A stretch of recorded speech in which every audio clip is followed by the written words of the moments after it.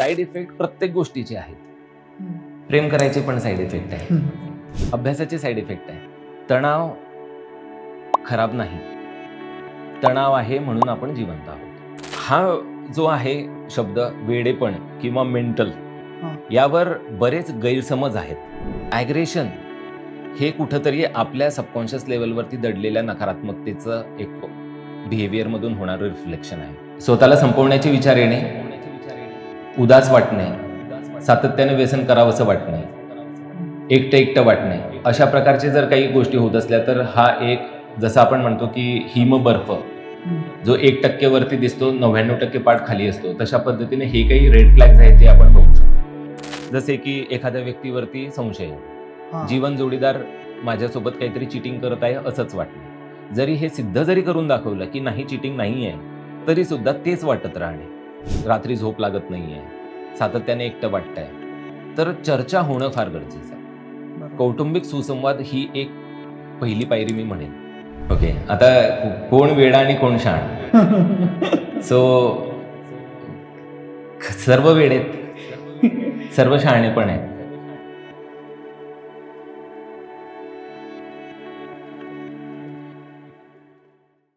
नमस्कार, मी प्रथमेश आणि तुमच्या सगळ्यांचं स्वागत आहे विशेष भारीच्या खास सेगमेंटमध्ये, ज्याचं नाव आहे पॉडकास्ट भारी. आणि आजचा विषय जरा खूप महत्त्वाचा आहे, कारण आता जर बघितलं तर 2025 साल सुरू आहे. भारत हा 21व्या शतकाकडे चाललेला आहे आणि 21व्या शतकाकडे जात असताना काही दिवसांपूर्वीचा एक रिसर्च आहे, काही वाचण्यामध्ये आलं होतं की युनोनं असं सांगितलेलं होतं की भारतामध्ये 2025 नंतर प्रत्येक शहरात 4 मेंटल हॉस्पिटल्सची गरज लागणार आहे. आता तसं तर बघायला गेलं तर ह्या गाईडलाईन्स खूप धक्कादायक आहेत ऐकायला, पण तरी सुद्धा ही फॅक्ट आहे की आज भारतामधील प्रत्येक 10 माणसामागील 5 ते 6 लोक हे एन्झायटी, ताणतणाव, मानसिक स्वास्थ्य या सगळ्या गोष्टींपासून त्रस्त आहेत. म्हणूनच आजचा हा पॉडकास्ट आहे संपूर्ण, जो आहे तो पूर्णपणे हा मेंटल हेल्थवरती असणार आहे. आणि त्यासाठीच आपल्यासोबत चर्चा करण्यासाठी आपल्यासोबत आहेत डॉक्टर अमोल जावळे सर. नमस्कार सर. नमस्कार, तुमचं स्वागत आहे विशेष भारीमध्ये. आणि आजचा विषय खूप महत्वाचा आहे, खरं तर खूप गोष्टी जाणून घ्यायच्या आहेत. सुरुवात करूयात. काय असते मेंटल हेल्थ आणि काय आहे, म्हणजे मानसिक स्वास्थ्य म्हणजे नक्की काय आणि मानसिक आजार म्हणजे नेमकं काय?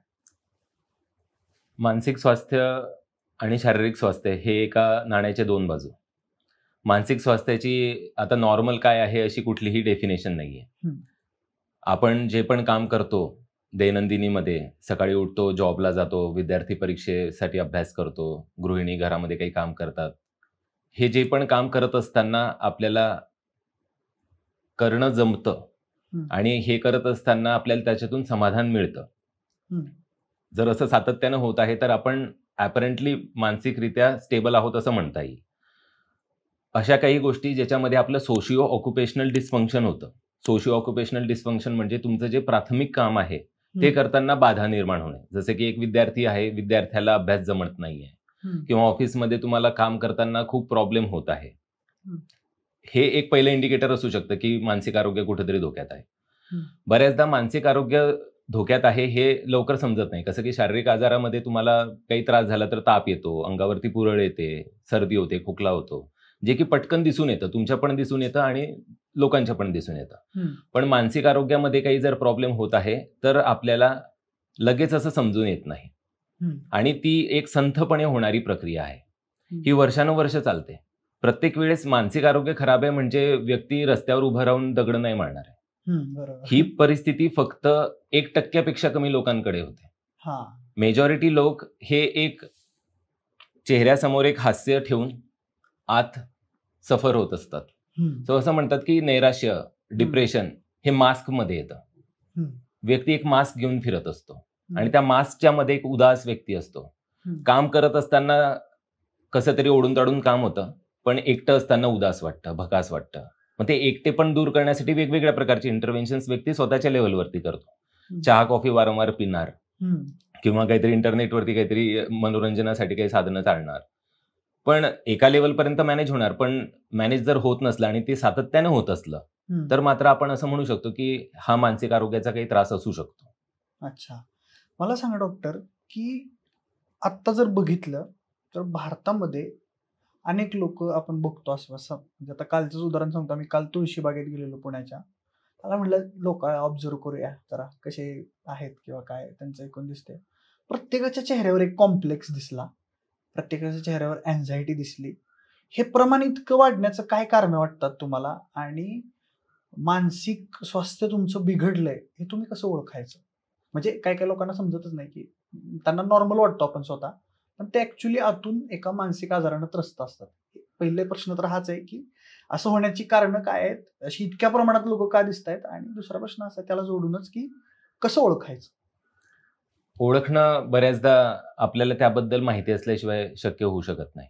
हं, जसं मी म्हटलं, की 1% पेक्षाही कमी लोक असतील तेच रस्त्यावर उभं राहून दगड मारतील. हं, म्हणजे मेजॉरिटी लोकं हे आपल्याला नॉर्मलच वाटतील वरचे वर. हं, आता जसं तुम्ही सांगितलं तुळशीबागमध्ये गेल्यावर तुम्हाला बऱ्यापैकी लोकं तणावग्रस्त दिसले. हं, एक सांगतो, तुमची बॅग तुटली, हं, हं. तर रस्त्याने जात असताना तुम्हाला काय दिसेल? बॅग रिपेअरचं दुकान. बरोबर. एरवी तुम्ही त्या रस्त्याने 10 वेळा गेले, पण बॅग रिपेअरिंगचं दुकान कुठे होतं तुम्ही बघितलं पण नाही. हं, आपण जिथपर्यंत त्याबद्दल जागरूक नसणार, तिथपर्यंत आपल्याला दिसणार नाही. तुमची बॅगचा हुक तुटला, तर हं, तुम्ही जागरूक झाले, ओके, माझ्या बॅगचं काहीतरी आता काम आहे. हं, मला ते जरा सुधारायला पाहिजे.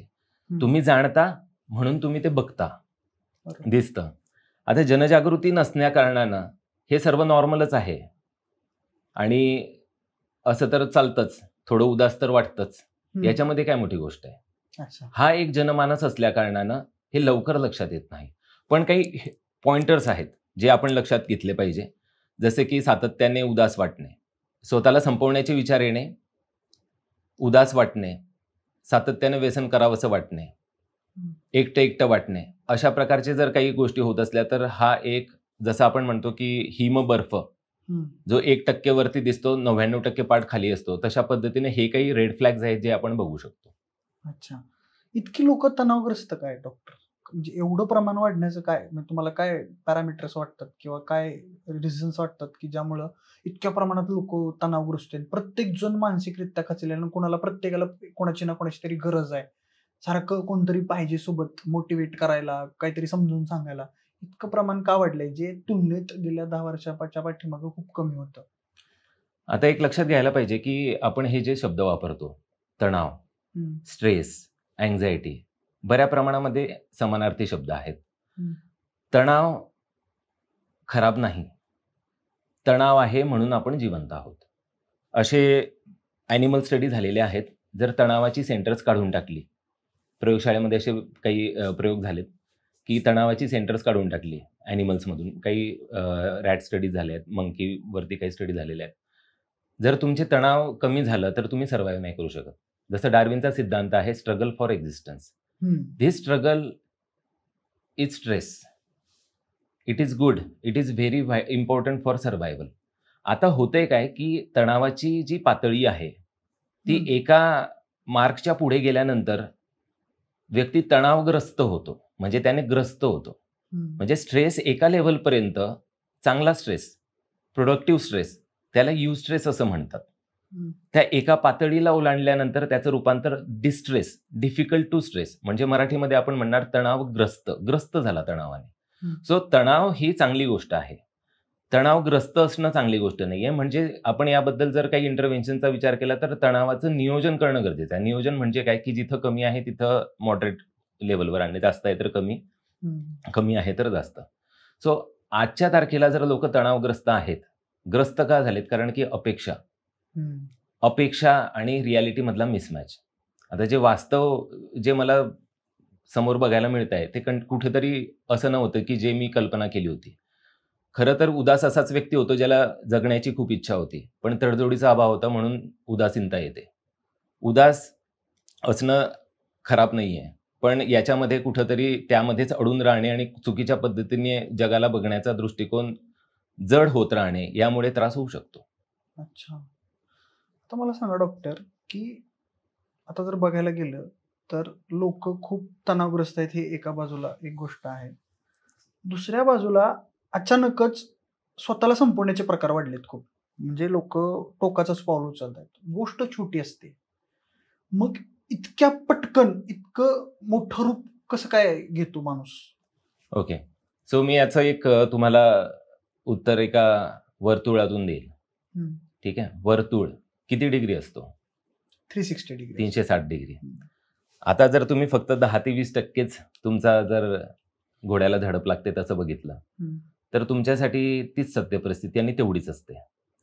आपल्याला कोणत्याही परिस्थितीचं आकलन करत असताना 360 डिग्री व्ह्यू ठेवणं गरजेचं आहे. आता होतंय काय, मी ध्येय वेडा होतो तर खरंच नंतर वेडेपणच लागू शकतं. ध्येय वेडा व्यक्ती वेडाच होऊ शकतो.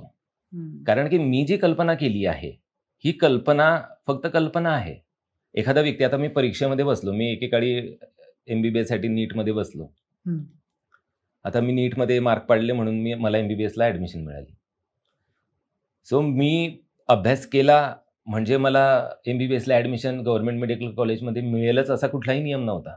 मे बी माझ्यापेक्षा खूप जास्त अभ्यास केलेल्या व्यक्तींनी ते काही कारणास्तव परीक्षेस पात्र झाले नसते.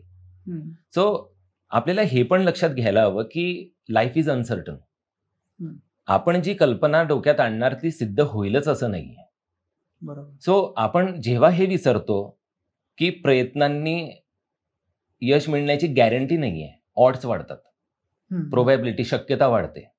पण आपण कुठेतरी ते 100% की मी हे मिळवणारच, आणि समाजाकडून कौतुक पण होतं. त्याने ते मिळवलं. मुंबईत 1 रुपया घेऊन आला होता, मग आता त्याचा अरबोचा बिझनेस आहे. टाळ्या वाजवा. ही जी मानसिकता आहे, अतिगौरवान्वित करण्यात येणं, विशिष्ट एंट्रन्सला. आता भारताचं जसं बरेच विचारवंतांचं पण हेच मत आहे की भारताचे तरुण 2 गोष्टींमध्ये गुंतलेले आहेत, सिलेक्शन आणि मॅरेज. आता कुठेतरी सिलेक्ट होऊ दे, एकतर MPSC मध्ये, UPSC मध्ये, नीट, JEE, कुठेतरी सिलेक्ट होऊ दे, किंवा मॅरेज, लग्न, विशिष्ट मोठ्या घराण्यामध्ये लग्न होऊ दे, विशिष्ट प्रकारचं काहीतरी होऊ दे. मॅरेज आणि सिलेक्शन यामध्ये आपण कुठेतरी आपल्याला स्वतःला काय पाहिजे होतं हे विसरतो. मग स्वतःला आपण विसरतो आणि त्या विसरल्यानंतर आपण त्याच गोष्टींमध्ये पळत राहतो, कारण की आपण त्या क्रायटेरियांना फुलफिल करण्यासाठीच पळतो. मग सातत्यानं आपल्याला निसर्ग हे सांगत असतो की नाही, हे तुला नको होतं. तरी सुद्धा त्याच्या मागे पळण्याच्या हिच्यामध्ये आपण एका दिवशी थकतो, पण तरी सुद्धा मान्य करत नाही, कारण की आपला 360 डिग्री नव्हता, आपण त्या 20% बघत होतो. हे त्याचं कारण आहे.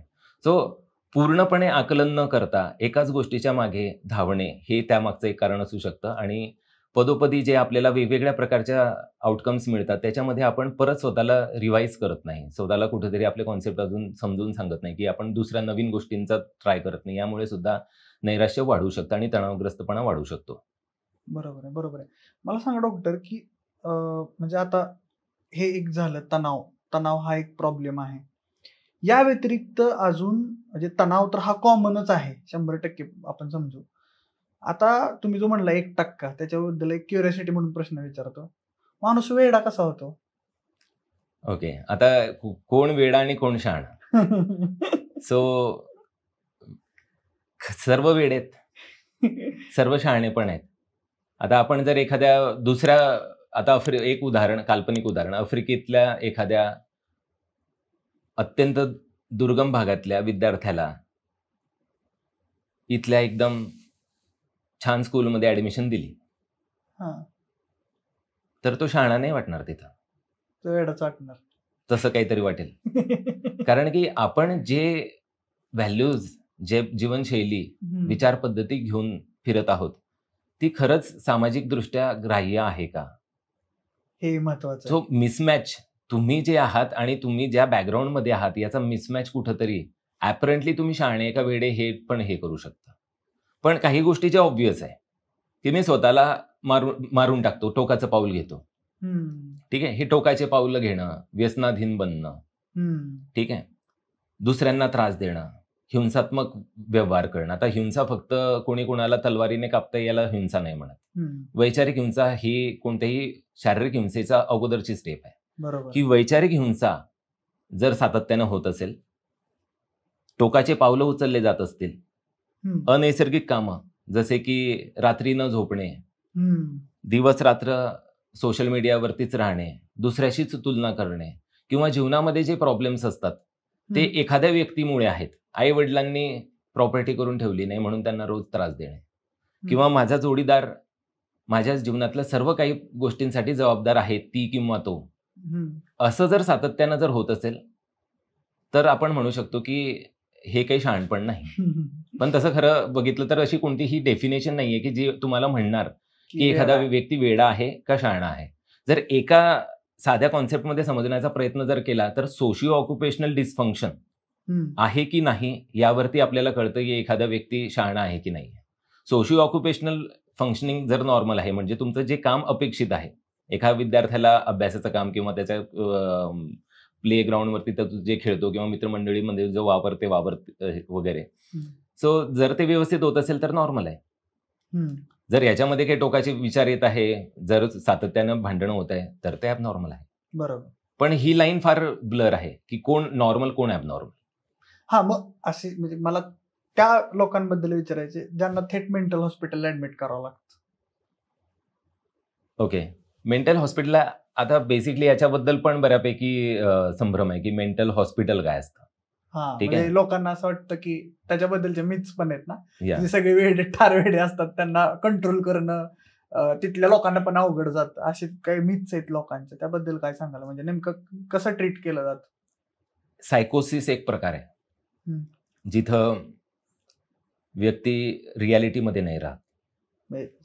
चालू आहे त्याला काहीच रियालिटीमध्ये नाही राहत म्हणजे की त्याचे पण हे आहे की त्याचे पण वेगवेगळ्या स्केल असतात. जेव्हा आपण पेशंटला ऍडमिट करतो किंवा असेसमेंटसाठी ओपीडी मध्ये बघतो तेव्हा वेगवेगळ्या काही स्केल असतात, रेटिंग स्केल. त्याच्यामध्ये कोणत्या प्रकारचे लक्षणं जास्त आहेत म्हणजे सायकोसिस म्हणजे भ्रमावस्था, कानात आवाज येणे, डोळ्यासमोर काहीतरी दिसणे ज्याला आपण हॅल्युसिनेशन म्हणतो. ठीक आहे, कानात आवाज येत असेल ऑडिटरी हॅल्युसिनेशन, डोळ्यासमोर काहीतरी जे नाहीये ते दिसणे व्हिज्युअल हॅल्युसिनेशन, त्वचेखाली काहीतरी किडे चालतायत टॅक्टाईल हॅल्युसिनेशन. अशा प्रकारचे ज्या गोष्टी आहेत हे कुठेतरी सायकोटिक सिम्पटम, भ्रम अवस्था हे म्हणू शकतो. भ्रमामध्ये एक डिल्युजन पण प्रकार असतो. ठीक आहे, जर त्याला त्याची व्याख्या जर म्हटली तर false firm uncheckable belief which is not matching to your surrounding and it comes out of the morbid thought process. साध्या भाषेमध्ये सांगायचं जर झालं तर असा भ्रम जो काही केल्या मोडत नाही. 10 लोकांनी समजावून सांगितलं तरी सुद्धा तो भ्रम मोडत नाही. जसे की एखाद्या व्यक्तीवरती संशय येणे, जीवन जोडीदार माझ्यासोबत काहीतरी चिटिंग करत आहे असंच वाटणे, जरी हे सिद्ध जरी करून दाखवलं की नाही चिटिंग नाहीये तरी सुद्धा तेच वाटत राहणे, लोक माझ्या विरोधात काहीतरी कारस्थान करत आहे, माझ्याबद्दलच बोलत आहे, घरामध्ये कॅमेऱ्याद्वारे रेकॉर्डिंग केलं जात आहे, मनातले विचार लोकांना न कळत समजत आहेत. हे काही जे लक्षण आहे ज्याला फर्स्ट रँक सिम्पटम्स असे म्हणतात, जे की सायकोसिस या अवस्थेमध्ये असतात. अशा परिस्थितीमध्ये ऍडमिट करणं गरजेचं असू शकतं. आता हा जो आहे शब्द वेडेपण किंवा मेंटल, यावर बरेच गैरसमज आहेत. समज कमी आणि समाजामध्ये गैरसमज जास्त आहे. प्रत्येक व्यक्ती जो सायकॅट्रिस्टकडे ट्रीटमेंट घेतो हा सामान्यच असतो. इनफॅक्ट त्यांना त्रास कमी असतो, कारण की सायकॅट्रिस्टकडे असे लोक जास्त येतात की जे कोणामुळे ग्रसित आहेत, घरामध्ये कोणाच्या अत्याचाराला ग्रसित आहेत, समाजामध्ये वावरताना त्यांना काही असे नकारात्मक अनुभव आले त्यामुळे त्यांच्या मनावरती काही परिणाम झाला. पण ते काही असं नाही आहे की ते कधी ठीक होऊ शकत नाही. ते नॉर्मल होऊ शकतं. जसं की पोटामध्ये काही रासायनिक बदल झाला, डायबिटीस होतो, गळ्यामध्ये काही रासायनिक बदल झाला, थायरॉइडचा आजार होतो किंवा हायपरटेन्शन असे जे आजार आहेत औषधांनी ठीक होतात. तशाच प्रकारे हे जे पण मानसिक आजार आहे ज्याच्यासाठी ऍडमिशनची पण गरज पडली, हे औषधोपचाराने जीवनशैलीमधल्या बदलांनी हे ठीक होऊ शकतात. म्हणजे असा व्यक्ती काही असं नाही आहे की ज्याला सायकोसिस झालं किंवा अजून दुसरं काही मोठे आजार झाले सायकॅट्रीमध्ये, हे आयुष्यभर राहतील असं नाही आहे. ती एक अवस्था आहे. ती अवस्था औषधोपचाराने, समुपदेशनाने, काही सोशल इंटरव्हेन्शन्सने ठीक होऊ शकते. लवकर जर ट्रीटमेंट केली तर ती लवकर पण होऊ शकते, ऍडमिशनची पण गरज नाही पडणार. मग अशा चर्चेत आपला एक विषय आला हिंसेचा. सध्या म्हणजे न्यूज किंवा माध्यमांमध्ये बघितलं तर भयंकर हिंसेच्या घटना यायला लागल्यात. म्हणजे थेट लोक तुकडे करण्यापर्यंत जात आहेत. ही ह्याला तुम्ही सायकोलॉजीच्या दृष्टीने कसं बघता? अचानक हिंसेला प्रतिष्ठा मिळणं, म्हणजे लोकांना हिंसा करणं हे प्रतिष्ठेचं वाटणं, हे ॲक्चुअली खरं तर दुर्दैवी गोष्ट आहे. पण तसं वाटायला लागणं, ह्याला सायकोलॉजीच्या दृष्टीने कसं बघता तुम्ही? ओके. सो आपण जनरली लोकांमध्ये जे बघतो, ते आपल्या अंतर्मनाचेच रिफ्लेक्शन्स असतात. ओके. ठीक आहे. जसं मी तुम्हाला सांगितलं, की बॅग रिपेअरिंगचं दुकान तुम्हाला एरवी कधी दिसलं नसतं. ते होतं डोक्यामध्ये म्हणून ते दिसलं. जेव्हा स्वतःबद्दलचाच अविश्वास वाढलेला असतो, तेव्हा लोकांवरती विश्वास ठेवता येत नाही. जेव्हा आपण स्वतःलाच आतून धिक्कारत असतो, तेव्हाच लोकांमध्ये धिक्कारण्याची लोक खराब आहेत अशी भावना मनामध्ये दृढ होते. सो ॲग्रेशन हे कुठंतरी आपल्या सबकॉन्शियस लेव्हलवरती दडलेल्या नकारात्मकतेचं एक बिहेवियरमधून होणारं रिफ्लेक्शन आहे.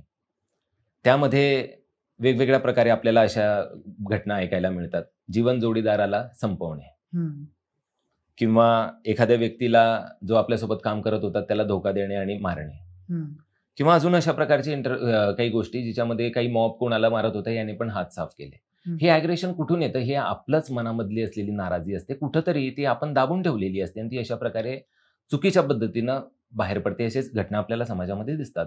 हे कुठंतरी विकृतीचंच एक लक्षण आहे. तुम्ही एक मगाशी बोलला चर्चेतून आपल्या, की तुम्ही सायकोलॉजीमध्ये काहीतरी तुमच्या थोडासा फार प्रॉब्लेम असेल तर तुम्ही ते ट्रीट करू शकता, पण विकृतीमध्ये असेल तर नाही करू शकत. ही सगळी आत्ता वाढली हिंसाला विकृती म्हणायचं असं म्हणताय म्हणजे तुम्ही ना? विकृती म्हणजे की आता जर आपण एखाद्या व्यक्तीला जेव्हा ट्रीटमेंट देतो त्याची पहिले असेसमेंट होतं.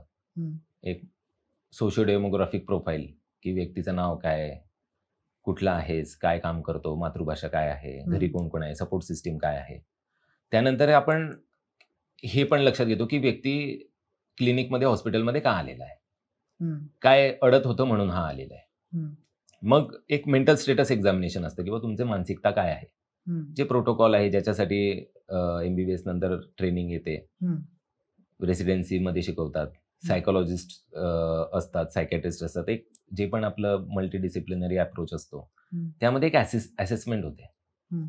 मग आपण ठरवतो की as per ICD international classification of disease आपण जे डायग्नोस्टिक क्रायटेरिया ठरवलेले त्यानुसार म्हणतो की या व्यक्तीला डिप्रेशन आहे, अँझायटी आहे, OCD आहे, बायपोलर आहे अँड सो ऑन. सो आता ही जी विकृती जो आहे कुठंतरी बऱ्याचदा हा पर्सनॅलिटीशी रिलेटेड प्रॉब्लेम असतो. ओके. ठीक आहे. पर्सनॅलिटी म्हणजे व्यक्तिमत्व. व्यक्तिमत्व आता मी काळा आहे का गोरा आहे, उंच आहे का ठेंगणा, याला व्यक्तिमत्व आपण नाही म्हणणार. व्यक्तिमत्व म्हणजे आपली विचार करण्याची पद्धत जी लहानपणापासून डेव्हलप होते. आपलं जेनेटिक्स, घरी जी आपल्याला पॅरेंटिंग मिळाली किंवा आपण ज्या वातावरणामध्ये वाढलो त्यामध्ये आपल्याला जशा प्रकारचे अनुभव आले त्यानुसार आपली विचार करण्याची पद्धत होते. जसे की एक इमोशनल थंबप्रिंट, वयवर्ष 18 पर्यंत ती एक जडणघडण होते आणि त्यानंतर कुठंतरी आपण त्यानुसारच वागतो, त्यानुसारच जगाला बघतो. आता जेव्हा व्यक्तिमत्व जडणघडण असताना जे आपल्याला घरून एक विश्वासाची भावना भेटली पाहिजे, आई वडिलांसोबत आपलं जे नातं होतं ते किती शांत स्टेबल होतं, ते किती आत्मिक होतं. जेव्हा लहानपणी काही ब्लॉक्स असतात डेव्हलपमेंटमध्ये, तेव्हा मोठेपणी अशा प्रकारचे काही प्रॉब्लेम्स होऊ शकतात. प्रत्येकामध्ये होतीलच असं नाही, पण ज्यांच्यामध्ये पण प्रॉब्लेम झाले त्यांच्यामध्ये कुठेतरी चाइल्डहुड ट्रॉमा किंवा पर्सनॅलिटी डेव्हलपमेंटमध्ये काही प्रॉब्लेम्स होते हे बघण्यात येतं. मी परत तुम्हाला ह्या संदर्भातलाच एक प्रश्न विचारेन, की महाराष्ट्र आणि भारतामध्ये जी गुन्हेगारी वाढलेली आहे, ह्याला सायकोलॉजीमध्ये काही उत्तर आहे का?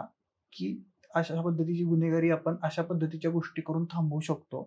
किंवा आता नक्कीच त्याला सोशल गोष्टी पण तितक्याच जबाबदार आहेत, सामाजिक गोष्टी पण काय आसपास घडते ते पण जबाबदार आहे नक्कीच. पण सायकोलॉजीच्या दृष्टीनं अशा पद्धतीच्या वाढणाऱ्या गुन्हेगारीला काय उत्तर आहे का? किंवा अशा पद्धतीच्या विकृती डेव्हलप होऊ नये म्हणून काही उत्तर आहेत का? आता कोणत्याही प्रकारचं जे असामाजिक कृत्य आहे किंवा जो पण मानसिक त्रास आहे त्या व्यक्तीला किंवा त्या व्यक्तीमुळे होणाऱ्या बाकी लोकांना, सो यामागे 3 महत्त्वाचे जे फॅक्टर्स आहेत ते लक्षात घेणं गरजेचं आहे. बायोलॉजिकल, सायकॉलॉजिकल आणि सोशल. म्हणजे कोणत्याही प्रकारचं जे ॲबनॉर्मल मेंटल बिहेवियर आहे, ते या 3 घटकांच्या एकत्रित परिणामामुळे झालेलं असतं. बायोलॉजिकल फॅक्टर्स म्हणजे अनुवांशिकता, मेंदूतले काही रासायनिक बदल, सायकोलॉजिकल फॅक्टर्स म्हणजे जसं मी मगाशी म्हटलो, व्यक्तिमत्व जडणघडण होत असताना काही मूलभूत दोष, आणि सोशल फॅक्टर. सो तुम्ही हा जो प्रश्न विचारलेला आहे त्याच्यामध्ये सोशल फॅक्टर्स लक्षात घेणं फार गरजेचं आहे. आपण कुठल्या सोसायटीमध्ये राहतो, आपल्याला कुटुंब पातळीवरती, समाज पातळीवरती कशा प्रकारची वागणूक मिळते, हे कुठंतरी आपलं दृष्टिकोन लोकांबद्दल काय हे पण डेव्हलप ठरवत असतं. सो सोशल इंटरव्हेन्शन्स गरजेचे आहेत. जर वारंवार अशा प्रकारचे प्रॉब्लेम जर आपल्याला सोसायटीमध्ये दिसत आहेत तर त्याच्यामध्ये कायदा सुव्यवस्थेचा पण एक प्रश्न येतो. बरोबर. जसे की व्यसनाधीनता तुम्हाला ठीक करायची आहे. एखादा व्यक्ती दारू पित आहे आणि त्या संबंधित काही इंटरव्हेन्शनचा जर विचार घेतला तर दारूचा सप्लाय कमी होणं पण फार गरजेचं आहे. बरोबर. त्याला सायकॅट्रिस्ट आणि सायकोलॉजिस्टकडे ट्रीटमेंट गरजेची आहे, पण समाजामध्ये त्याची उपलब्धता कमी होणं पण गरजेचं आहे. म्हणजे सोशल इंटरव्हेन्शन्स गरजेचे असतात. त्याच्यामध्ये कायदा सुव्यवस्था जर चांगल्या प्रकारे प्रस्थापित करण्यात आली तर अशा प्रकारचे प्रॉब्लेम्स हे कमी होऊ शकतात. So it is a combine approach. It is not just की तुम्ही एका क्लिनिकमध्ये जा आणि ठीक होऊन जा, मग समाजामध्ये सुव्यवस्था प्रस्थापित झाली, असं नाही होऊ शकत. सो एकत्रितरित्या कौटुंबिक लेवलवरती, सामाजिक लेवलवरती अशा प्रकारचे इंटरव्हेन्शन जर झाले तर अशा घटना दूर होऊ शकतात आणि एक समाजामध्ये प्रबोधनातून एक मानसिकता सुदृढरित्या प्रस्थापित केली जाऊ शकते. नक्कीच नक्कीच. मग अशा आपण डिप्रेशन, एन्झायटी बद्दल बोलत होतो. बरेच म्हणजे आपल्याकडं खूप लोक त्रस्त आहेत. काय उपाययोजना असू शकतात यासाठी पर्सनल लेवलला, सुरुवातीच्या स्टेजला? असं म्हणतात की prevention is better than cure. So ideally तर असं आहे की एखादा व्यक्ती कधी डिप्रेस्डच होऊ नये, पण प्रत्येक वेळेस प्रिव्हेन्शन हे पॉसिबल नाही आहे. जर लवकर ट्रीटमेंट केलं तर चांगले आउटकम्स येऊ शकतात. आता लवकर ट्रीटमेंट करण्यासाठी मला काहीतरी त्रास आहे हे तुम्हाला किंवा तुमच्या आप्तस्वकीयांना समजणं गरजेचं आहे. जर तुमचं जे प्राथमिक काम आहे ते होत असताना जर काही प्रॉब्लेम होत आहे, रात्री झोप लागत नाहीये, सातत्याने एकटं वाटतंय, तर चर्चा होणं फार गरजेचं आहे. कौटुंबिक सुसंवाद ही एक पहिली पायरी मी म्हणेल. जर याला लवकरच जर पकडायचं आहे आणि ठीक करायचं आहे तर कौटुंबिक सुसंवाद होणं फार गरजेचं आहे. आता हा सुसंवाद सांत्वनेने नाही होऊ शकत, म्हणून हे फार महत्वाचं आहे की सांत्वना, सहानुभूती ही काहीही कामाची नाही. समानुभूती ही गरजेची. समानुभूती म्हणजेच एम्पथी. तुम्ही दुसऱ्याच्या चपलेमध्ये पाय टाकून त्या व्यक्तीचा प्रॉब्लेम फील करण्याचा प्रयत्न करतात. म्हणजे त्या व्यक्तीला काय फील होत असेल, काय प्रॉब्लेम होत असेल हे तुम्ही जाणता आणि त्या व्यक्तीला योग्य ती मदत करता. त्या व्यक्तीचा ऐकून घेऊ तेव्हाच शकता जेव्हा तुम्ही त्याला काय फील होत आहे ते फील करणं. म्हणजे एक मराठीमध्ये म्हणे, जावे त्याच्या वंशा तेव्हाच कळे. सो तुम्हाला मानसिकरित्या तुम्ही जावे, त्याच्या वंशाकडून घ्यावे आणि त्याला योग्य ती मदत करावे. ही जर प्रक्रिया झाली तर खऱ्या अर्थानं त्या व्यक्तीला त्रास काय होतोय ना ते आपण फील करून त्याच्यामध्ये काहीतरी चांगलं करू शकतो. सो सुसंवाद करत असताना समानुभूतीचा एक प्रॅक्टिस करणे, प्रोफेशनलकडे घेऊन जाणे. ठीक आहे, प्रोफेशनलकडे घेऊन जाणे म्हणजे की प्रत्येक वेळेस प्रत्येक पेशंटला औषधोपचाराची गरज पडेलच असं नाहीये. बरोबर. सो प्राथमिकरित्या जर आपण समुपदेशनातून जीवनशैलीमधले बदल याबद्दल मार्गदर्शन केलं तर कमी सिव्हिअरिटीमध्ये आजार पकडमध्ये येऊ शकतात. पण बऱ्याचदा स्वतःला संपवून टाकण्याचे विचार येणे किंवा टोकाचं पाऊल उचलणे, नाते तोडणे असं जर होत असेल तर काही प्रमाणामध्ये औषधोपचार पण त्या व्यक्तीला योग्य अयोग्य विचार करण्याची पातळी देऊ शकतो. कारण की जर एखादा व्यक्ती खूपच जास्त चिडचिडा झालेला आहे, रात्री झोपत नाहीये, काय बोलतोय काय नाही बोलत आहे हे समजत नाहीये, तर औषधोपचाराने जे मेंदूमध्ये जे रासायनिक बदल आहे ते पूर्ववत सामान्यतः झाल्यानंतर त्या व्यक्तीला समुपदेशनासाठी योग्य बनवता येऊ शकतं. म्हणजे जो व्यक्ती ऐकण्याच्याच परिस्थितीमध्ये नाहीये तो व्यक्ती समुपदेशनासाठी लायक नाही, हे समजणं फार गरजेचं आहे. जर कोणी खूप ॲग्रेसिव्ह आहे, क्लिनिकमध्ये आल्यानंतर फोडत आहे, मोबाईल फोडत आहे, शिव्या देत आहे, तोंडावर थुकत आहे, अशा व्यक्तीचं समुपदेशन होऊ शकत नाही. त्या व्यक्तीला थोडंसं आपल्याला औषधोपचाराने टॅबलेट्स किंवा इंजेक्शन किंवा अजून दुसरे जे इंटरव्हेन्शन्स आहेत त्यानुसार थोडंसं नॉर्मल करावं लागतं. मग त्याच व्यक्तीसोबत एक रॅपो एस्टॅब्लिश करावा लागतो. त्या व्यक्तीसोबत एक विश्वासजन्य रिलेशन एस्टॅब्लिश झाल्यानंतर मग गोष्टींना बोलणे, त्याचं बोलणं ऐकणे, त्याला ऐकून घेतलं जात आहे असं फील करून देणे. असं केलं तर ती व्यक्ती ओपन अप होणार. बरोबर. ती व्यक्ती ओपन अप होणार. मग त्यांचे जे काही गोष्टी आहे की त्यांचं कुठं अडलंय मनातल्या मनात ते समजणार. बऱ्याचदा एक असं असतं की ते एक असं काहीतरी गुपित घेऊन बसतात वावरत असतो. की ते त्यांना त्यांच्या घरी पण माहीत नसतं. मी बरोबर. एक उदाहरण सांगतो. माझा एक पेशंट होता. सो तो उदास राहायचा. हम्म. वय वर्ष साधारण 30-35 असेल. मग त्या घरच्यांना काहीच माहीत नव्हतं. त्यांनी वेगवेगळ्या ठिकाणी उपचार घेतले होते. पण तो नेहमी काही औषधोपचार वगैरे घ्यायचा, मध्येच सोडून द्यायचा. मग नंतर त्या व्यक्तीशी बऱ्याचदा बोलल्यानंतर आणि रॅपो एस्टॅब्लिश झाल्यानंतर त्याने सांगितलं की तो इंटरनेटवरती एका अननोन विदेशी मुलीसोबत चॅट करायचा. आता ती दुसऱ्या देशातली होती. हम्म. त्याला तिने कधीच बघितलं नव्हतं. हम्म. सो ती वारंवार याला मेसेज करायची, हा त्याला मेसेज करायचा. हम्म. मग त्यांचं ते फक्त ते चॅटिंगमध्येच एक कुठेतरी बॉन्डिंग झालं असं त्यांना वाटलं आणि मग ती अचानक एका दिवशी गायब झाली. हा. एक दिवस आल्याने ती गायब झाली. मग त्याने तिला सर्व ॲप्समध्ये शोधलं शोधलं. हा. आणि तो कासावीस झाला. आणि मग नंतर ती कायमची दिसणीच बंद झाली. हम्म. ही गोष्ट त्या व्यक्तीने नंतर सांगितली. आणि जेव्हा त्याने ते सांगितली, ते सांगत असताना सुद्धा त्याची हिंमत होत नव्हती. आणि त्यानंतर त्याला हलकं वाटलं आणि त्याला मग रॅपो एस्टॅब्लिश केल्यानंतर फॅमिली मेंबर्सला विश्वासात घेऊन त्याच्यासोबत एक परत चर्चा झाली. आणि तो कुठेतरी हळूहळू मोकळा झाला आणि बरा होण्यासाठी सुरुवात झाली. सो बऱ्याच अशा ज्या गोष्टी असतात की त्या मी कसं सांगू घरच्यांना. बऱ्याच लोकांना नातेसंबंधांमध्ये प्रॉब्लेम असतात, विवाहामध्ये प्रॉब्लेम असतात.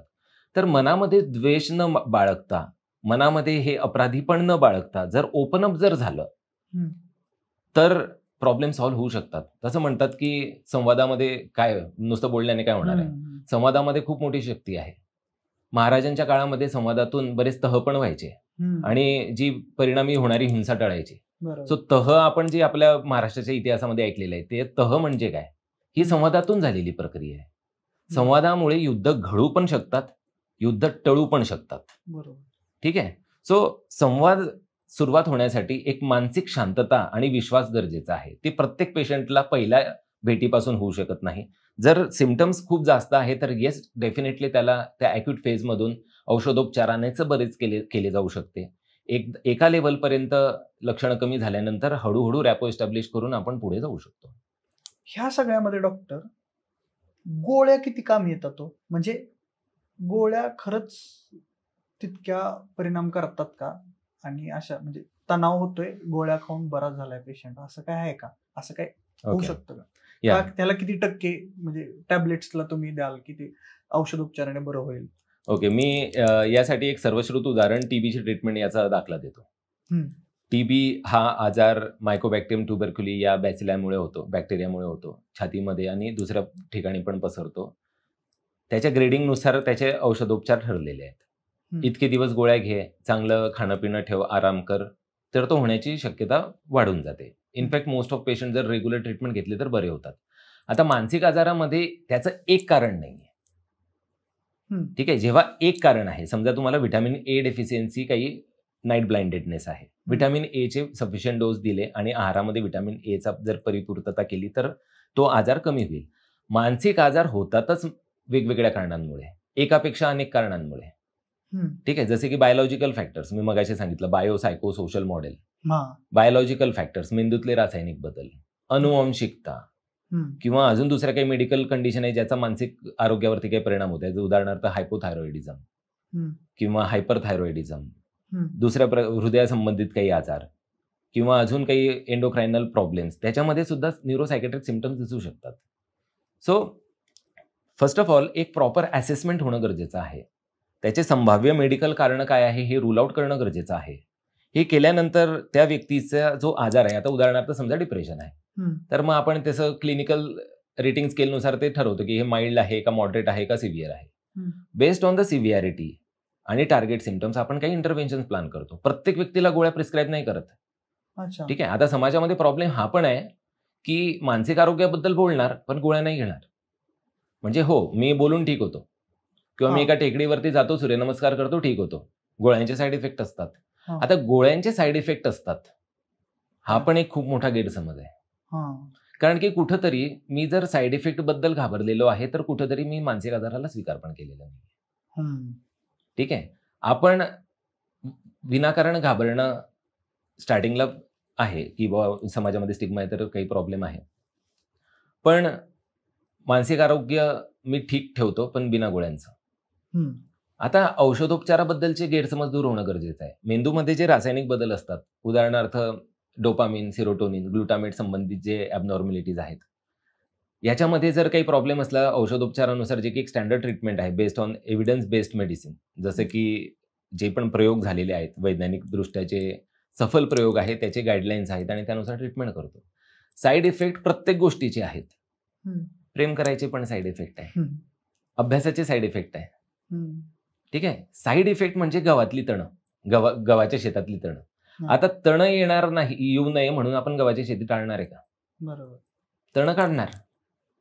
तशाच पद्धतीनं side effect can be managed and these are not life threatening. ठीक आहे, सो प्रत्येक व्यक्तीचं प्रोफाईलनुसार अलग अलग असतं. काही काही लोकांना ते साईड इफेक्ट फक्त ते थेरॉटिकल इंटरनेटवरती जे आहे ते कधी दिसत पण नाहीत. आता मी माझ्या मागच्या 10 वर्षांच्या प्रॅक्टिसमध्ये हार्डलीच कोणी असा बघितला असेल की ज्याला खूप काही मोठं काही त्रास झालाय. सो ह्या औषधी बाकीच्या तापाच्या, मलेरियाच्या, डायबिटीसच्या, बीपीच्या ज्या गोळ्या असतात त्यासारख्याच मेडिकेशन आहे. ते जर क्वालिफाईड सायकॅट्रिस्टच्या ऑब्झर्वेशनमध्ये जर घेतलं तर येस डेफिनेटली ते चांगल्या पद्धतीने यूज केलं जाऊ शकतं. आपण आता इथं इलेक्ट्रिसिटीच्या आजूबाजूला बसलेले आहोत. शॉक लागेल म्हणून आपण पंखा नाही चालवणार का? नियम आहे. असं ओल्या हाताने तुम्ही बटन नाही हे करणार किंवा तुम्ही प्रॉपर त्याला इन्सुलेशन ठेवणार, गरज नसताना बंद करणार. असे काही बेसिक नियम जे की डॉक्टर असतो क्वालिफाईड सायकॅट्रिस्ट तिच्या जर ऑब्झर्वेशनमध्ये गेलं तरी डेफिनेटली दिस इज हेल्पफुल. आत्ता आहे ना 16 ते 25 वयोगटातल्या मुलांमध्ये ना फिअर ऑफ मिसिंग आउट नावाचा प्रकार जास्त व्हायला लागलाय. म्हणजे रीलवरती ते काहीतरी बघतात आणि ते एक्सपेक्ट करतात माझ्याही लाईफमध्ये असं असावं. हा नक्की प्रॉब्लेम काय, किती टक्के आहे आणि ह्याला पालकांनी कसं ट्रीट करायला हवं मुलांना ह्या बाबतीत? आणि म्हणजे काही तर पालकांच्या बाबतीत पण अशा गोष्टी आहेत की ते एक्सपेक्ट ठेवतायत किंवा आभासी दुनियेमध्ये जगतायत. कसं बघताय या फिअर ऑफ मिसिंग आउट कडे? फिअर ऑफ मिसिंग आउट म्हणजे आता त्याला शॉर्ट फॉर्म मध्ये फोमो पण म्हणतात, की जिथं मी असलं पाहिजे तिथं मला बोलवलं जात नाहीये. आता वयवर्ष 16 ते 25 जसं तुम्ही म्हटले, येस डेफिनेटली या वयोगटामध्ये ते खूप सामान्यपणे बघितलं जातं. पण हे कोणत्याही वयोगटात होऊ शकतं. हे मिड अडल्ट किंवा लेट अडल्ट लाईफमध्ये सुद्धा हे बघितलं जाऊ शकतं. याचं महत्वाचं कारण म्हणजे काल्पनिक जग आणि खरं जग यामधला जो मिसमॅच आपल्याला अचानक जेव्हा समोर येतो, तेव्हा आपल्याला आपण जी कल्पना केली होती ते भेटत नाही असं जेव्हा दिसतं तेव्हा प्रॉब्लेम होतो. म्हणजे की मी सोशल मीडियामध्ये कॉलेजबद्दल एक विशिष्ट कल्पना केली होती, कारण की मला तशा प्रकारच्या रील्स दिसत होत्या किंवा मी कादंबरी वाचली किंवा मी फोटोग्राफ्स बघितले, काही डॉक्युमेंटरीज बघितल्या. कॉलेजमध्ये लाईफ अशी असते, रिलेशनशिप असं असतं. आणि मी जेव्हा कॉलेजमध्ये गेलो, जेव्हा रिलेशनशिपमध्ये आलो किंवा ज्या प्रकारे मी नवीन जॉब चालू केला, तेव्हा असं माझ्यासोबत काहीच झालं नाही. म्हणजे मी जी कल्पना घेऊन फिरत होतो, तसं काहीच माझ्यासोबत घडलं नाही. वेट केला तरी सुद्धा घडलं नाही. हा मिसमॅच जेव्हा असतो आणि त्यासोबत आपल्याला ॲडजस्ट जेव्हा करता येत नाही, तेव्हा ही अवस्था होऊ शकते. याच्यामध्ये जनरली अँक्झायटी सारखे लक्षणं, बेचैनी वाटणं, घाबरल्यासारखं वाटणं, एका ठिकाणी मन न लागणं, लगेच बोर होणं, ही लक्षणं दिसू शकतात. आता यावर करायचं काय? माइंडफुलनेस एक प्रक्रिया आहे. माइंडफुलनेस म्हणजे तुम्ही शरीराने जे काम करत आहात, ते काम करत असताना मनाला तिथं आणणं. ही जर आपण प्रॅक्टिस केली तर खऱ्या अर्थानं आपल्याला विचारांचं दर्शक बनता येईल. खूप असे आजार आपण विचारांना आणि भावनांना साक्षीपणानं जर हाताळलं तर कमी होऊ शकतात. ठीक आहे. आता हा साक्षी भाव म्हणजे काय? एक उदाहरण, ट्रेनमध्ये बसलेले आहात, खिडकीमध्ये बसलेत, स्टेशन येत आहेत जात आहेत, काय करणार? काय करतात येणाऱ्या जाणाऱ्या स्टेशन्सवर? फक्त एक दर्शकाची भूमिका घेतात. स्टेशन आलंय किंवा गेलंय म्हणून तुम्ही काही तिथं एंटरटेन नाही करत किंवा तुम्ही तिथं काही मातम नाही बनवत. बरोबर. You are just sitting, stations are coming and going, you are doing nothing. अशाच पद्धतीनं जे पण विचार येत आहेत या विचारांना, या भावनांना एका दर्शकासारखं बघणे. Silent, non judgmental observation of thoughts and feelings. Learning that art of non reaction is the key. So हळूहळू आपल्याला जे पण रिअल जग आहे त्याच्यामध्ये ऍडजस्ट करायला जमेल. आभासी जगातून जर खऱ्या जगामध्ये आपण ऍडजस्ट करायचं जर आहे तर आपल्याला फक्त या विचारांना दर्शकासारखं हाताळावं लागेल. आणि आभासी जगामधले जे सप्लाय आहे, जसे की सोशल मीडिया आहे, ते रिअल नसतं. ठीक आहे, ते रियालिटीचा फक्त 0.1% भाग म्हणू शकतो आपण. जसं की तुम्ही बघितलं, आता तुम्ही व्यायाम करतात, तुम्ही एक रील बघितली असेल की तो किंवा ती अत्यंत फिट बॉडीवाले उठणार, मग नंतर जसं की हा कॅमेरा लावूनच झोपला होता, मग उठणार, मग कपडे घालणार, मग विशिष्ट ॲव्होकाडो कोणतं तरी विशिष्ट फळ जे की आपल्या गल्लीमध्ये कधी दिसत पण नाही, ते हे करणार, ब्लॅक कॉफी पिणार, मग धावणार, मग असं चांगलं हे करणार, मग मॅगझिन वाचणार, मग एक योगा करणार. म्हणजे हा सर्व काही गोष्टी कॅमेऱ्यामध्ये करत होता जणू. सो आपल्याला असं वाटतं की नाही, अशा पद्धतीनं वर्कआउट झालं पाहिजे, वर्कआउट केलं तर अशा प्रकारची बॉडी बनली पाहिजे. जनरली असं मोस्ट ऑफ लोकांसोबत होत नाही. जे एलाइट लेवलचे ऍथलीट होते, पैलवान होते, ते पण म्हणे की व्यायाम करतानाचा प्रत्येक क्षण आहे ना पेनच होता, पण एक ध्येय होतं, त्याच्यासाठी पैलवानकी केली आणि त्याच्यातून बॉडी बनली आणि काहीतरी स्पर्धा गाजवल्या. म्हणजे असं आयडियल टुमॉरो कधीच येणार नाहीये. That tomorrow is never going to come. अशीच सकाळ असेल, थोडंसं डोकं दुखतंय, उठावंसं वाटत नाहीये, तरी उठायचं आहे, तरी सुद्धा काही करायचं आहे. म्हणजे ती परफेक्ट मॉर्निंगची वाट बघू नका, त्या परफेक्ट रिलेशनशिपची वाट बघू नका, त्या परफेक्ट जॉबची वाट बघू नका. प्रत्येकाचं असंच असतं, त्याच्यामध्ये करायचं, त्या क्षणामध्ये जगायचं. आपल्याला मनाला एक लागलेली असते की एकतर आपण भविष्याबद्दल काही कल्पनांमध्ये राहतो किंवा भूतकाळामध्ये घडलेल्या घटनांबद्दल उदास राहतो. So there is a continuous to and fro movement. या क्षणामध्ये नाहीये, आणि भविष्यामध्ये जे होईल त्या कल्पनांमध्ये मी हरवलेलो आहे, किंवा पास्टमध्ये झालेल्या गोष्टींबद्दल मी उदास आहे. कुठेतरी ती एक चूक केली नसती तर आज बरं झालं असतं, तेव्हा इतके टक्के पडले असते तर बरं झालं असतं, तेव्हा त्या व्यक्तीला तसं मनाने दुखवलं नसतं तर बरं झालं असतं. इट्स ऑल ओव्हर नाव. आता हा क्षण खरा आहे. जर या क्षणामध्ये मी जर आज सुखी नाहीये तर मी फॉर शुअर उद्या सुद्धा सुखी नाहीये. सो हे सर्व प्रॉब्लेम जे आहे हे कुठंतरी क्षणामध्ये जगण्याची जी आपण ॲबिलिटी डेव्हलप केली तर कमी होऊ शकतात. बरोबर. So that is there. So live in the movement हा एक मेसेज असू शकतो.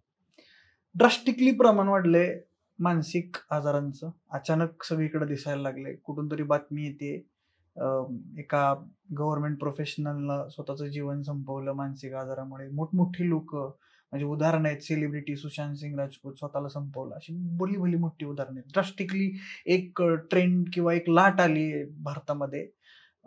भारतामधला लोकांचं मध्ये अशा पद्धतीचं प्रमाण वाढण्यामागे तुमच्या दृष्टीनं कोणती कारणं दिसत आहेत? काय कारणं दिसत आहेत? भारतामध्येच असं प्रमाण जास्त आहे का, बाहेर पण आहे का, भारतामध्येच असं दिसतंय, स्पेशली महाराष्ट्रात असं जास्त दिसतंय का, तर का दिसतंय? स्वतःला संपवण्याचे जे प्रकार होतात ते जनरली कोणत्याही वयोगटामध्ये असू शकतात, लहान मुलांमध्ये असू शकतात, ओल्ड एजमध्ये असू शकतात. पण हे बघण्यात येतं, याबद्दल वेगवेगळे स्टँडर्ड ऑथॉरिटीजकडून डेटा सुद्धा आहे. वयवर्ष 15 ते 45, ठीक आहे, जो की एक ऍक्टिव्ह एज ग्रुप आहे, याच्यामध्ये स्वतःला संपवण्याचे प्रकार वाढताना दिसतात. ठीक आहे. आता फक्त शिकणाऱ्यांमध्ये किंवा उच्च शिक्षित लोकांमध्येच होतात असं नाहीये, शेतकऱ्यांमध्ये कमी आहे असं म्हणता येणार नाही. ठीक आहे, शेतकऱ्याने मी थांबवतो.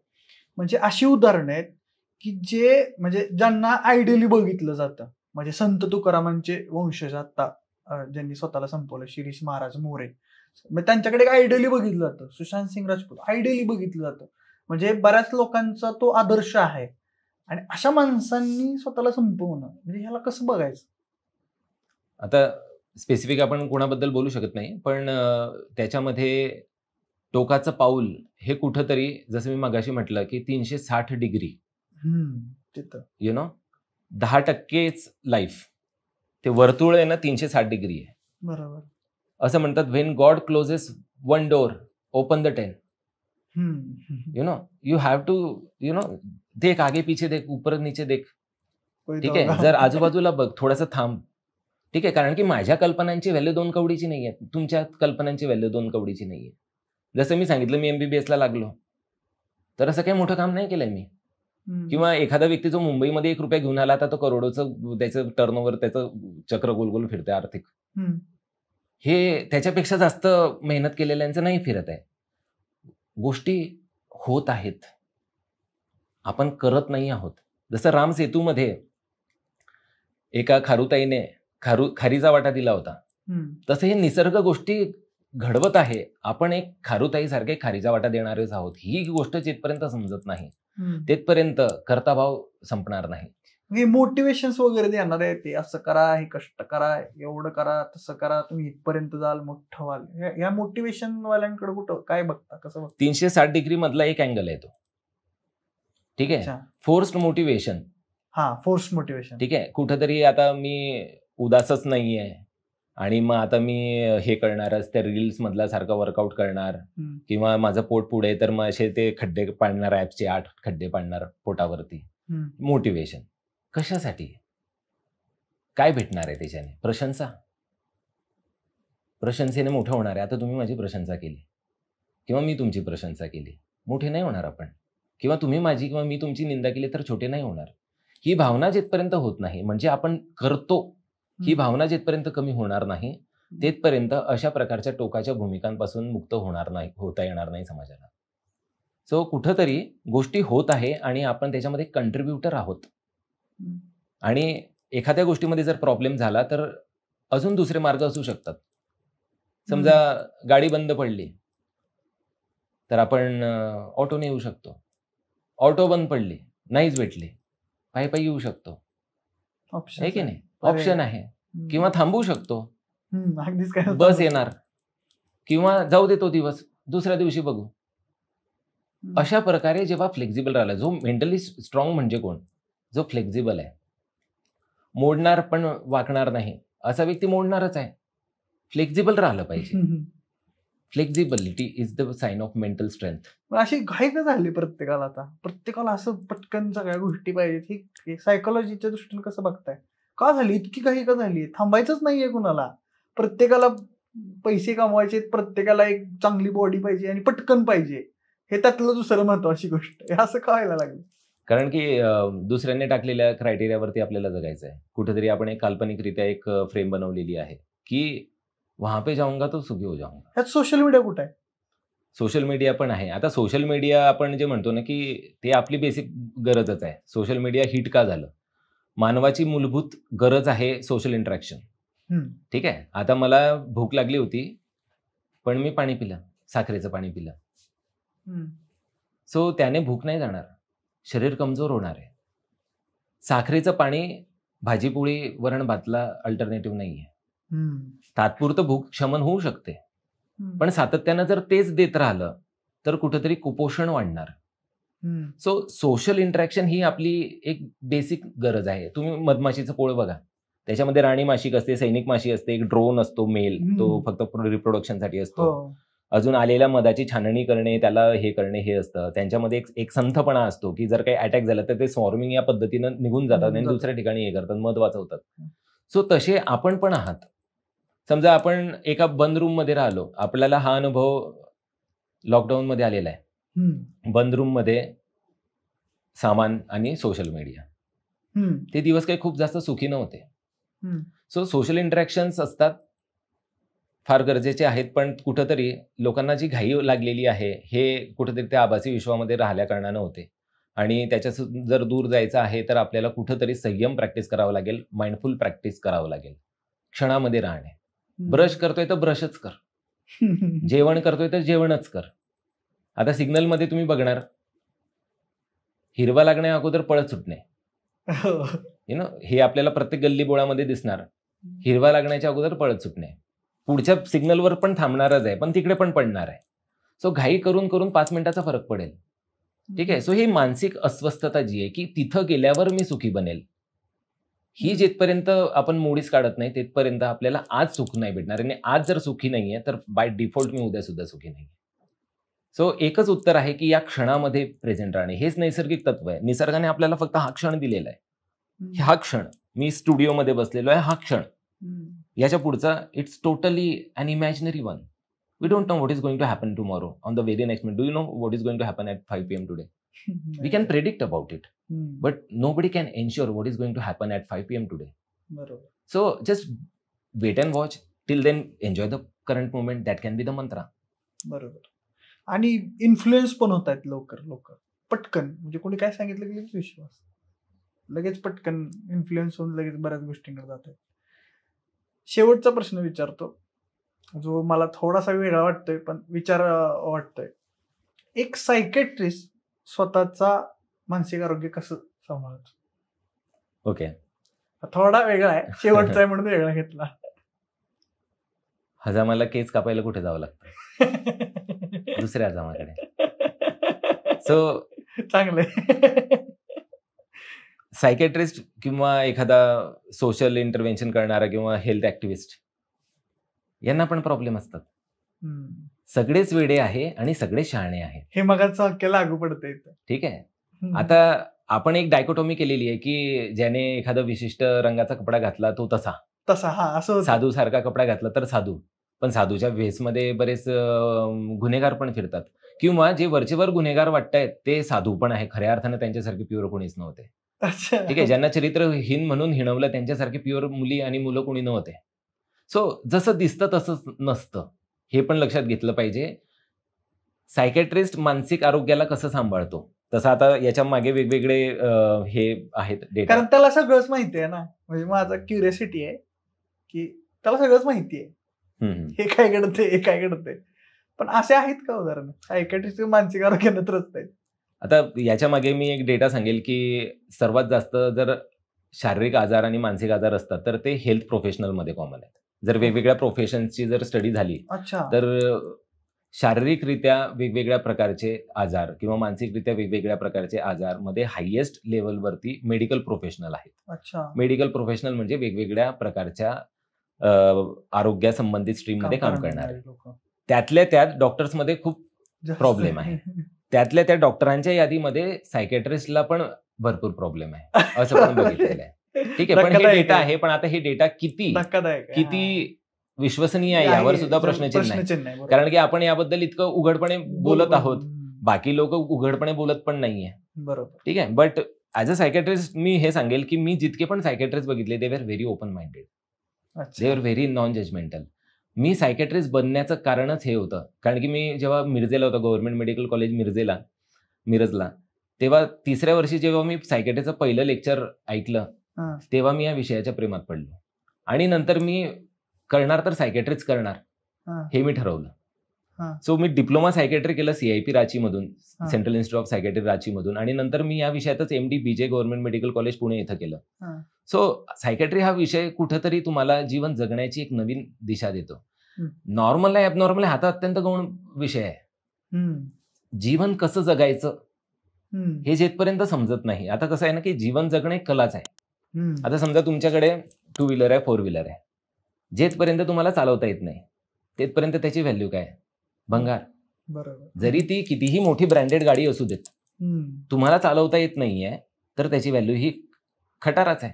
बरोबर. सो जीवन जगणं सुद्धा एक कला आहे. कला ही आपल्याला भेटत नसते ऑटोमॅटिक. मी तुमची कला कधी चोरू शकत नाही किंवा विकत नाही घेऊ शकत, किंवा ती एक असं मी एका विशिष्ट घराण्यामध्ये जन्माला आलेलो आहे म्हणून मला ती काही अशी भेटत पण नाही वारसहक्क म्हणून. कला ही शिकावी लागते, कमवावी लागते. जीवन जगणं सुद्धा एक कला आहे. सो कुठेतरी या विषयानं मला एक जीवन जगण्याची कला शिकवण्यामध्ये खूप मदत केली आणि मी तो विद्यार्थी शेवटपर्यंत राहील. Yes, definitely I am very blessed to have a psychiatry as a career option. पुढचा प्रश्न असा डॉक्टर आहे की ड्रास्टिकली गुन्ह्यांमध्ये अचानकपणे अत्याचारांचं प्रमाण वाढलेलं आहे, शारीरिक अत्याचारांचं प्रमाण वाढलेलं आहे, आणि कुठंतरी सेक्शुअल अट्रॅक्शन खूप मोठ्या प्रमाणात वाढलेलं लोकांमध्ये दिसतंय. ह्याची सायकोलॉजी काय अचानक वाढण्याची आणि लोकांना अत्याचाराची प्रमाण वाढण्याची काय सायकोलॉजी, काय वाटतं? ओके. सो आपण बेसिकली 3 महत्वाच्या मुद्द्यांना बॅलन्स करून जीवन जगत असतो.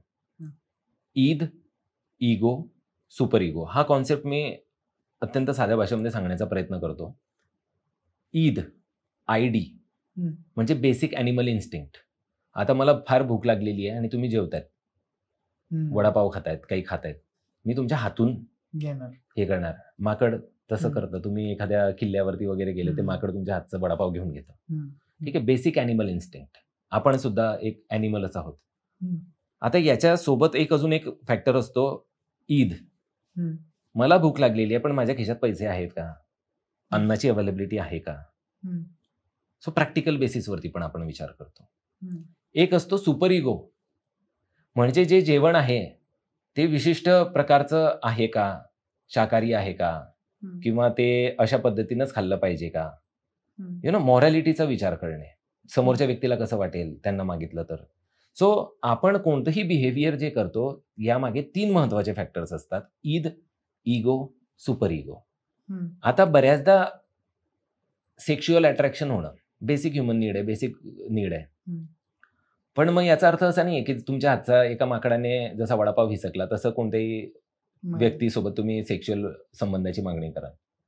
ठीक आहे, पण बऱ्याचदा मॉरल प्रिन्सिपल्स डाऊन असल्या कारणाने, जसे की व्यसनाधीनतेमध्ये किंवा अल्कोहोल इंटॉक्सिकेशनमध्ये किंवा दुसऱ्या प्रकारचे काही इंटॉक्सिकेशन जसे कॅनॅबिस इंटॉक्सिकेशन, ओपिओइड इंटॉक्सिकेशन, याच्यामध्ये व्यक्ती सद्सद्विवेक बुद्धीचा ऱ्हास होतो आणि कुठंतरी ते इम्पल्सला शमन करण्यासाठी डिसइनिबिटेड बिहेवियर होतं, इम्पल्सिव्हिटी, त्यामध्ये अशा प्रकारचे गुन्हे घडू शकतात. ठीक आहे, so sexual attraction is a normal thing, पण कुठंतरी त्या गोष्टींना योग्य प्रकारे वाट भेटत नाही म्हणून असा एक्सप्लोड होतो. सो यासाठी भावनांचं रेग्युलेशन करणं फार गरजेचं आहे. जसं की धरण आहे, धरणामध्ये वेगवेगळ्या प्रकारचे नंबरचे हे असतात दरवाजे. तुम्ही कधी बघितलंय का धरणाचे सर्व दरवाजे बंद आहेत आणि सर्व दरवाजे ओपन आहेत?